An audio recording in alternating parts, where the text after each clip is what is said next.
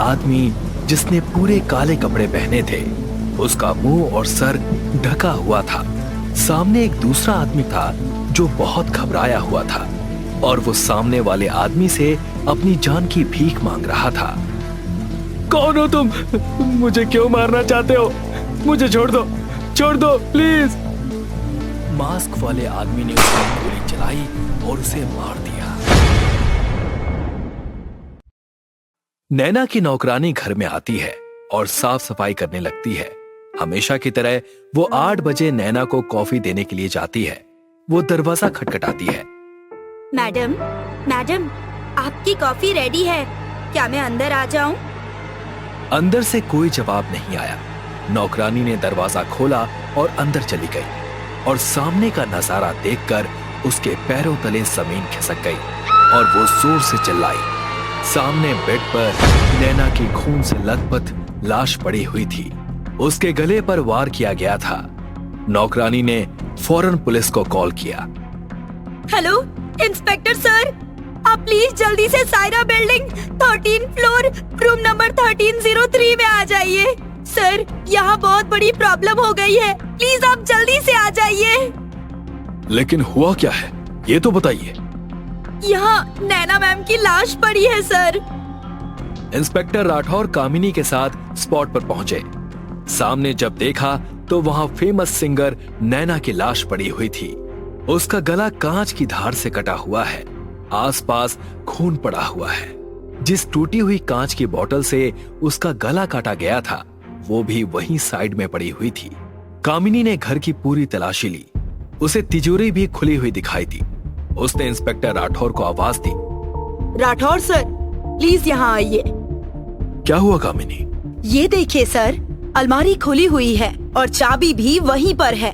क्या इसका ये मतलब है कि पैसे के लिए खून हुआ है?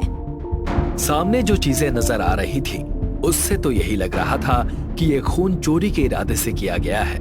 लेकिन तभी इंस्पेक्टर राठौर की नजर लॉकर में लगी चाबी पर गई। वो चाबी अंदर की ओर से लगी हुई थी। ये बात कामिनी और इंस्पेक्टर राठौर को बहुत अजीब लगी। उन्होंने नैना की नौकरानी से पूछताछ की कि अगर नैना की मौत हो चुकी थी तो वो घर के अंदर आई कैसे? सर, मेरे पास इस घर की दूसरी चाबी भी रहती है। मैडम अपने काम की वजह से अक्सर घर देर से आती थी, इसीलिए सुबह जल्दी उठ नहीं पाती थी। नौकरानी ने बताया कि नैना मैम सुबह सुबह डिस्टर्ब ना हो, इसलिए नैना ने उसे घर की दूसरी चाबी दी थी ताकि वो अपना काम चुपचाप आकर कर सके। नौकरानी सुबह 7 बजे आती है। 8 बजे अपना काम पूरा करने के बाद वो मैम को कॉफी देकर उठाया करती थी और रोज की तरह ही आज सुबह भी वो कॉफी लेकर आई थी। नैना की लाश को पोस्टमार्टम के लिए भेज दिया गया और उसके फ्लैट को क्राइम स्पॉट होने की वजह से बंद कर दिया गया। अब वहां पर किसी को जाने की इजाजत नहीं थी। अगले दिन कामिनी और हवलदार लालू पटेल नैना के घर गए। बिल्डिंग के एंट्री बुक में उन्होंने नैना के साथ साथ राहुल नाम के लड़के की भी एंट्री देखी। वॉचमैन से पूछताछ करने के बाद वॉचमैन ने बताया कि कुछ दिनों से नैना मैम और राहुल सर साथ में ही आते थे। नैना मैम राहुल सर के साथ काम करती थी। मैडम जी, अब ये राहुल कौन आ गया बीच में? और नैना उसके साथ अगर काम करती थी तो उसके मर्डर के बाद वो आया क्यों नहीं? हमका तो कुछ भी समझ में नहीं आ रहा। ये भी बहुत जल्दी पता चल जाएगा। तुम एक काम करो, इस राहुल के बारे में इंफॉर्मेशन निकालो। गुड मॉर्निंग मैडम जी। गुड मॉर्निंग, कहो क्या खबर लाए हो? लालू हवलदार ने कामिनी को राहुल की तस्वीर और उसका एड्रेस दिया। कामिनी ने इंस्पेक्टर राठौर को इन्फॉर्म किया और राहुल से मिलने उसके घर गई। राहुल के घर पर जाकर उन्होंने देखा कि राहुल नैना की तस्वीर हाथ में लिए फूट फूट कर रो रहा था। तुम ऐसे कैसे मुझे छोड़कर चली गई नैना? तुमने तो मुझसे वादा किया था ना कि तुम हमेशा मेरे साथ रहोगी। कामिनी और हवलदार लालू पटेल राहुल की बातें सुनकर दंग रह गए। कामिनी ने राहुल से पूछताछ की। तब राहुल ने बताया, सर, नैना और मैं एक पब में मिले थे। मैंने उसे अपने साथ गाने का ऑफर दिया था और उसने एक्सेप्ट भी किया था। हम साथ में काम भी कर रहे थे। मुझे नैना पसंद आने लगी थी। उसकी मौत के एक दिन पहले ही मैंने उसे प्रपोज किया था। और वो इस बात से भी बहुत खुश थी। हम दोनों एक दूसरे के साथ अपनी जिंदगी बिताना चाहते थे। हम दोनों का प्रोफेशन भी एक ही था। मैं जानता था कि आगे चलकर नैना मुझे हम दोनों के करियर के लिए बहुत सपोर्ट करेगी। जिस रात नैना का मर्डर हुआ उस रात तुम भी उसके साथ ही थे ना? हाँ मैम, हम साथ में ही थे। रात के तकरीबन 12:30 बजे मैंने उसे उसके घर पर छोड़ा और मैं वहां से निकल आया। उसके बाद क्या हुआ मुझे कुछ नहीं पता। जब कामिनी ने राहुल से किसी पर शक होने की बात कही तो राहुल ने साफ मना कर दिया। राहुल की बात सुनकर कामिनी और लालू पटेल दोनों दंग रह गए। राहुल ने कामिनी से नैना के घर जाने की इजाजत मांगी और वजह पूछने पर राहुल ने बताया कि नैना के घर में एक गिटार है जो नैना और राहुल के प्यार की आखिरी निशानी है और वो उस गिटार को वापस चाहता है, लेकिन कामिनी ने उसे मना कर दिया। मैडम जी, हमको नहीं लगता कि राहुल ने कुछ किया होगा। वो बेचारा तो उसकी तस्वीर के सामने फूट फूट कर रो रहा था। बेचारे का बीवी बनने से पहले ही मर गई। कामिनी ने इंस्पेक्टर राठौर को सारी बातें बताई। कामिनी, कोई तो है जिसने खून होते देखा है। मतलब मैं समझी नहीं सर, कौन और कैसे? जो अलमारी में छुपा हुआ था उसने खून होते हुए देखा है। केस की छानबीन शुरू थी लेकिन कोई सुराग हाथ नहीं आ रहा था। वक्त बीतता जा रहा था और आखिरकार पुलिस के हाथ एक सुराग आ गया। उसके जरिए पुलिस के हाथों वो चोर लग गया जिसने उस दिन चोरी की थी। बोलो, क्यों मारा तुमने नैना को? मैंने किसी को नहीं मारा। मैंने किसी को नहीं मारा सर। मैं तो वहां गया ही नहीं सर, और जब मैं गया नहीं तो किसी का खून कैसे कर सकता हूं? कामिनी ने बबलू को सीसीटीवी फुटेज दिखाई जिसमें बबलू पीछे के रास्ते से इमरजेंसी गेट खोलकर अंदर गया था। ये सब देखने के बाद बबलू ने बताया कि वो चोरी करने के लिए वहां गया था। उसने कबर्ड भी ओपन किया था लेकिन उसी वक्त किसी के अंदर आने की आवाज उसे सुनाई दी, इसीलिए वो कबर्ड में ही छुप गया और चाबी अंदर से लग गई। जब मैं बाहर निकला तो नैना का खून ऑलरेडी हो चुका था। मैं घबरा गया और वहां से भाग गया।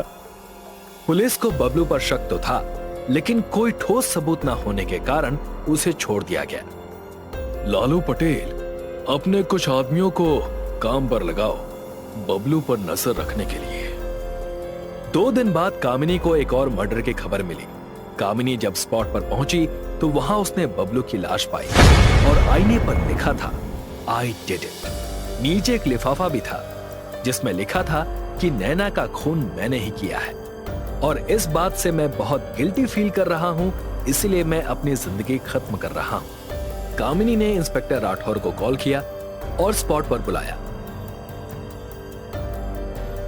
इंस्पेक्टर राठौर ने सारी बातों की छानबीन की। मिले हुए सबूतों के आधार पर यह साबित हो रहा था कि नैना का खून बबलू ने ही किया है। मिले हुए एविडेंस की वजह से इंस्पेक्टर राठौर को यह केस क्लोज करना पड़ रहा था, लेकिन इंस्पेक्टर राठौर को यह बात कुछ हजम नहीं हो रही थी कि बबलू ने नैना को मारा है। और फिर कुछ दिनों के बाद जिसने पहले खून किया फिर खुद को ही मार डाला। क्या ये मर्डर मिस्ट्री इंस्पेक्टर राठौर और उनकी टीम सुलझा पाएगी? मिस्टर और मिसेस शर्मा के घर शादी के 5 साल के बाद जब बेटी ने जन्म लिया तो पूरे घर के लोग बहुत खुश थे। उसके पहले जन्मदिन पर उन लोगों ने शानदार पार्टी का आयोजन किया। शहर के नामी गिरानी लोग उस पार्टी में आए हुए थे।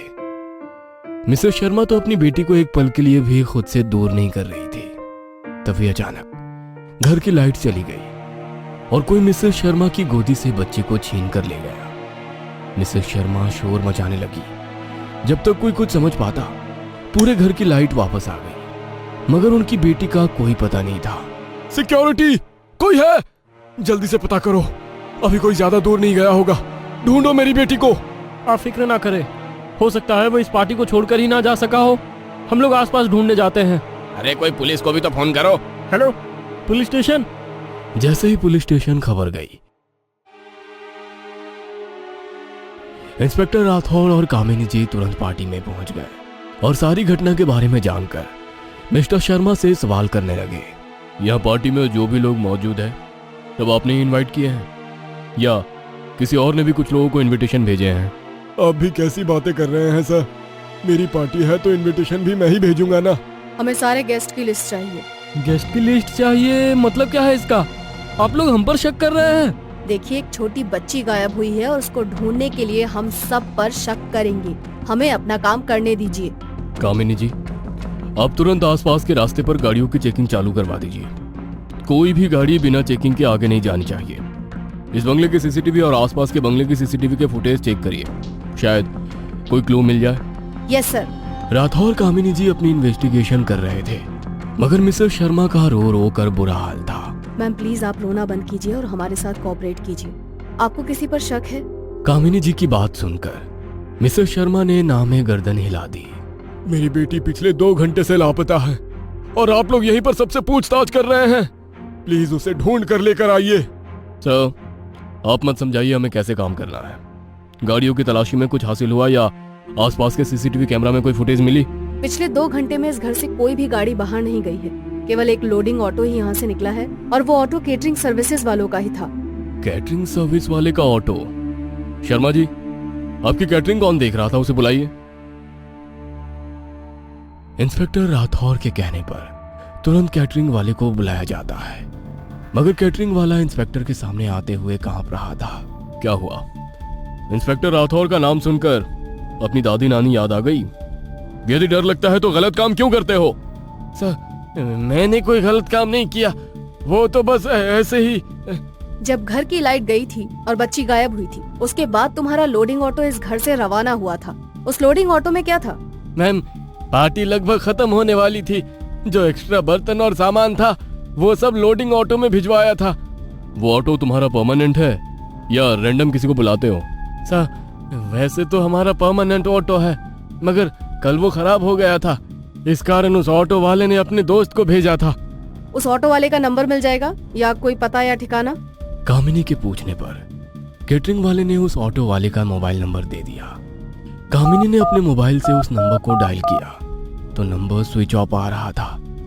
तभी सन्नाटे को चीरते हुए मिस्टर शर्मा की फोन की रिंग बजने लगी। हेलो, कौन? मुझे नहीं पहचाना? इतनी जल्दी भूल गया शर्मा? अपनी बेटी की खैरियत चाहता है तो अपने आसपास इकट्ठा हुई भीड़ को अपने अपने घर रवाना करो और इंस्पेक्टर को भी विदा करो, उसके बाद मुझसे बात करना। अपहरणकर्ता की बात सुनकर मिस्टर शर्मा हाथ जोड़कर सभी को अपने घर रवाना करते हैं। फिर इंस्पेक्टर राठौर और कामिनी जी से भी जाने की गुजारिश करने लगे। सर, आप खामखा परेशान हो रहे हैं, हमें अपना काम करने दीजिए। जल्दी आपकी बेटी को ढूंढ लेंगे। यदि मेरी बेटी जिंदा रही तो ही तो उसे ढूंढ पाओगे ना। अभी आप लोग चले जाइए। मिस्टर शर्मा के बार बार इंसिस्ट करने पर वे लोग उनके घर से बाहर आ गए। सर, आपने आसानी से शर्मा की बात मान ली। हमें रुककर वहाँ पर थोड़ी पूछताछ तो करनी थी।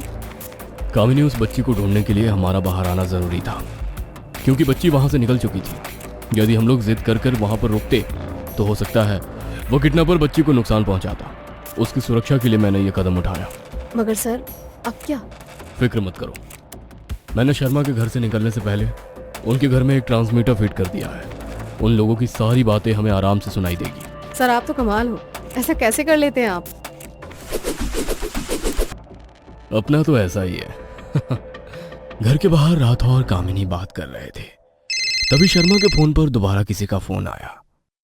तुमने सभी को खुद से दूर भेजकर बहुत अच्छा काम किया, मगर अब अपनी बेटी से मिलना चाहते हो तो 20 लाख रुपए लेकर शहर के बाहर स्थित ढाबे पर रात के 2 बजे पहुंच जाना।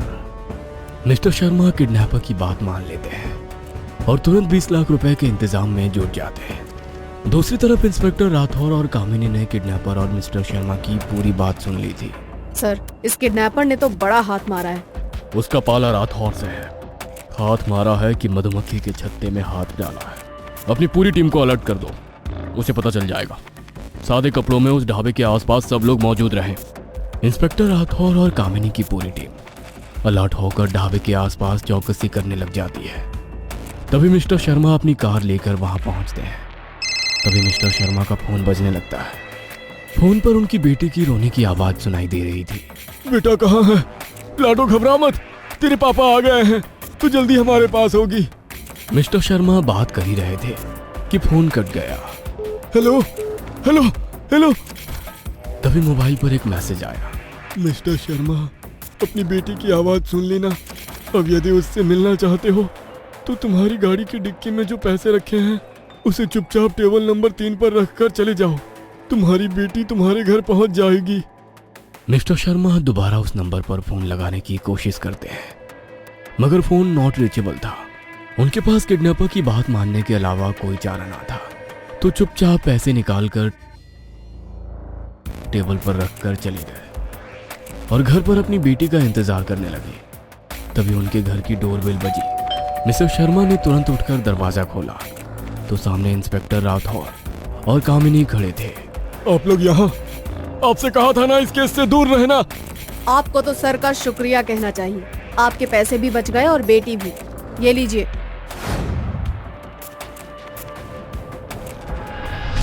और ये रहा आपका गुनहगार। कहते हुए उन्होंने किडनैपर को मिस्टर शर्मा के आगे खड़ा कर दिया। किडनैपर कोई और नहीं बल्कि उनकी दुकान पर काम करने वाला एक लड़का ही था, जिसे कुछ दिन पहले मिस्टर शर्मा ने चोरी करते हुए पकड़ लिया था और उसे नौकरी से निकाल दिया। तू तो आस्तीन का सांप निकला। पहले मेरी दुकान पर हाथ मारा और फिर मेरी बेटी पर। उस मासूम ने तेरा क्या बिगाड़ा था? बिगाड़ा तो मेरी बेटी ने भी तेरा कुछ नहीं था, मगर जब मैंने उसके इलाज के लिए पैसे चोरी की तो तूने मुझे नौकरी से निकाल दिया। मेरे पास पैसे भी नहीं थे। मेरे हाथों में मेरी बेटी ने दम तोड़ दिया। तभी मैंने सोच लिया था कि बच्चे का दर्द क्या होता है तुझे अच्छे से समझाऊंगा, तुझसे पैसे भी ले लूंगा और बेटी भी नहीं दूंगा। मुझे नहीं पता था कि तूने अपनी बेटी के लिए चोरी की थी। अरे उसके इलाज के लिए पैसे मांग कर तो देखता, मैं ऐसे ही दे देता। मैंने तो तुझे सुधरने का एक मौका दिया था, इसलिए चोरी करने के बाद भी पुलिस स्टेशन नहीं भेजा, मगर तूने ही। कहते हुए गुस्से में मिस्टर शर्मा किडनैपर को मारने लगे। शर्मा जी, बस कीजिए, अपने गुस्से पर कंट्रोल कीजिए। और तुम्हें अपनी बेटी की तकलीफ से गुजरने के बाद भी किसी और की बच्ची को तकलीफ देते हुए शर्म नहीं आई? अब तो तेरा फैसला कानून ही करेगा। चल चुपचाप। किसी भी केस को सॉल्व करने में आपका मुकाबला नहीं है सर। आप कमाल हो। अपना तो ऐसा ही है।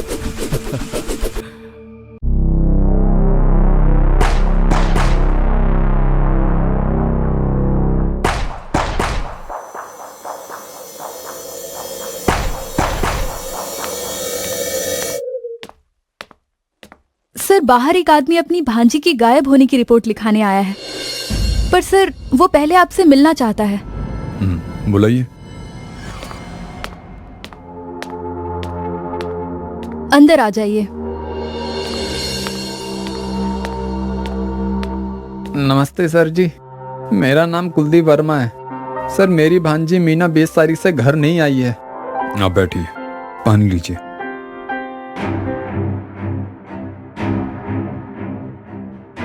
आपने रिश्तेदारों के पास पता किया? जहां भी जा सकते थे वहां जा चुके हैं, लेकिन उसका कहीं कुछ पता ही नहीं चला। इसलिए आपके पास, प्लीज उसे ढूंढ दीजिए।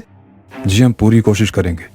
आप इन्हें अपना नाम, पता और मोबाइल नंबर दे दीजिए, और भांजी मीना का भी। जी सर।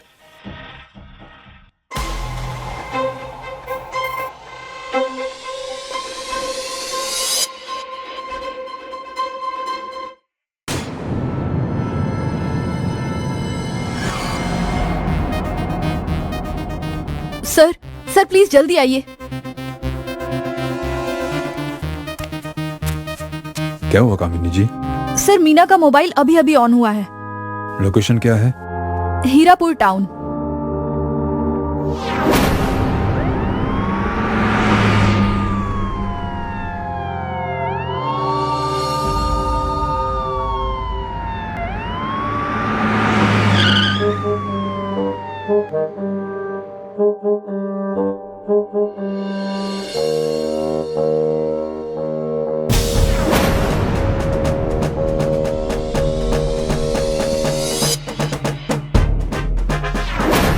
आप कौन है? छोड़िए मुझे, छोड़िए। सोनू बेटा, ये इंस्पेक्टर राठौर की पकड़ है, छूटेगी नहीं। इंस्पेक्टर राठौर, आपको मेरा नाम कैसे पता? पुलिस वालों को सब पता होता है। और अब जो हमें नहीं पता है वो तुम बताओगे। ये मोबाइल तुम्हें कहाँ से मिला? सर, ये मेरा मोबाइल है। ये मोबाइल मीना नाम की लड़की का है जो लापता है, इसलिए सच सच बोल वरना। सर प्लीज मत मारिए सर, मारिए मत, मैं बताता हूँ, सब बताता हूँ। ये मोबाइल मुझे ट्रेन में पड़ा मिला था सर। सच बोल रहा है ना?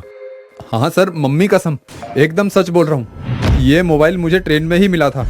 मैं पढ़ने लिखने वाला सीधा साधा लड़का हूँ सर, प्लीज मुझे जाने दीजिए। सर, इसके खिलाफ कोई आपराधिक रिकॉर्ड नहीं मिला है। इसके मोहल्ले से पता किया है, सभी इसकी शराफत का सर्टिफिकेट देने के लिए तैयार हैं।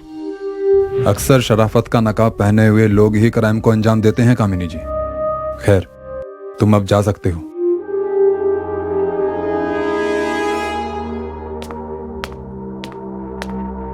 कामिनी जी, मीना के कॉल्स डिटेल्स का क्या हुआ? लाई हूँ सर। ये नंबर किसका है जिस पर आखिरी बार बात हुई थी मीना की?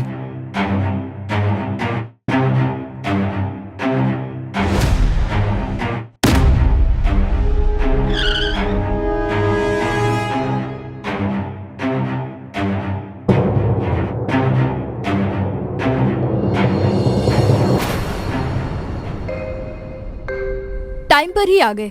चलो सर, तुम्हारा इंतजार कर रहे हैं। सर, यही है शंकर ऑटो ड्राइवर, जिसके पास मीना का आखिरी कॉल गया था। नमस्ते साहब। शंकर, 20 अप्रैल को मीना ने तुम्हें कॉल क्यों किया था और तुम उसे कैसे जानते हो? नहीं साहब, आपसे कोई गलती हो रही है। मेरी उनसे बात 20 अप्रैल को नहीं, 21 अप्रैल को हुई थी। वो मेरी रेगुलर कस्टमर है साहब, इसलिए जब भी जरूरत पड़ती है तो मुझे कॉल कर देती है। बस इतनी सी बात है साहब। इतनी सी ही बात है तो तू झूठ क्यों बोल रहा है शंकर?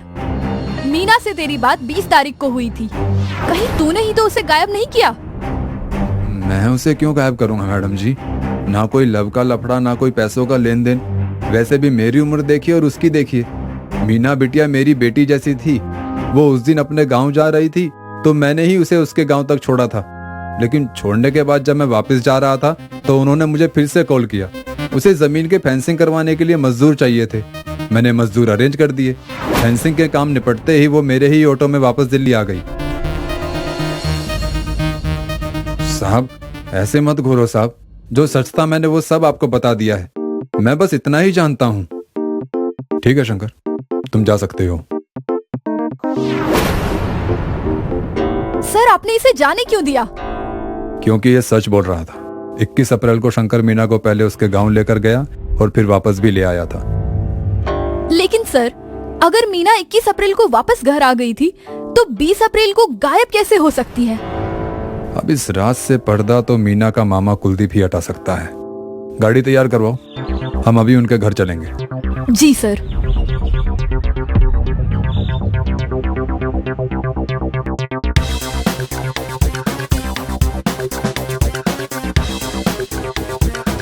ओ, तो ये मामला है।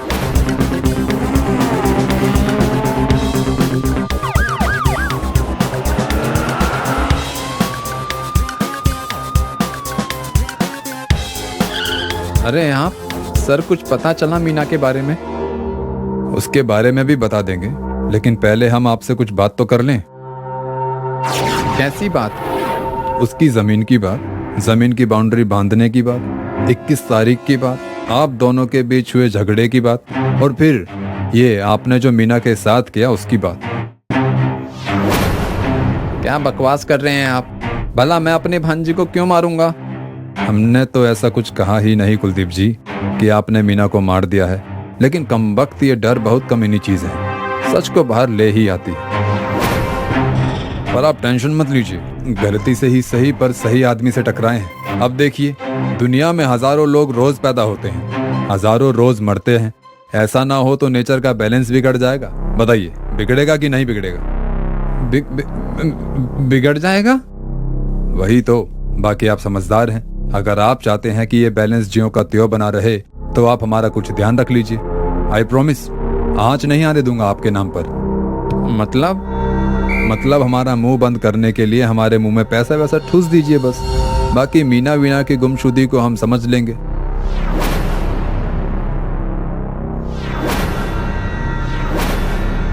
कितना चाहिए? ज्यादा नहीं, बस 10 लाख। लेकिन अगर आपको कम लगते हैं तो 20 दे दीजिए। 15 में डन करते हैं। डन। लेकिन पेमेंट लेने से पहले हमें सारे सबूत मिटाने होंगे। क्या है कि वर्तमान में कभी कोई काम इतना अधूरा नहीं छोड़ना चाहिए कि भविष्य का वर्तमान आपको परेशान करे। इसलिए हर काम परफेक्ट होना चाहिए। हमें मीना की बॉडी को जलाना होगा। तुम ठीक कहते हो। उसे मैंने उसके जमीन में गाड़ दिया है। माना कि जमीन उसकी थी, लेकिन हम उस जमीन पर सालों से काम करते आ रहे हैं। 22 एकड़ की जमीन ऐसे कैसे जाने देता? कामिनी जी, अरेस्ट कीजिए इस खूनी मामा को और जल्दी से बॉडी निकलवाइए। धोखा, मैं तुम्हें छोड़ूंगा नहीं इंस्पेक्टर। सर, आपको कैसे पता चला कि कुलदीप ने ही अपनी भांजी को मारा है? मुझे नहीं पता था। बस सोशल मीडिया पर मीना और उसके मामा की आए दिन जमीन को लेकर लड़ाई होती थी। बस फिर क्या, तुक्के के बिछाए जाल में शिकारी खुद फंस गया। सर, ये सब कमाल आप कैसे कर लेते हैं? अपना तो ऐसा ही है।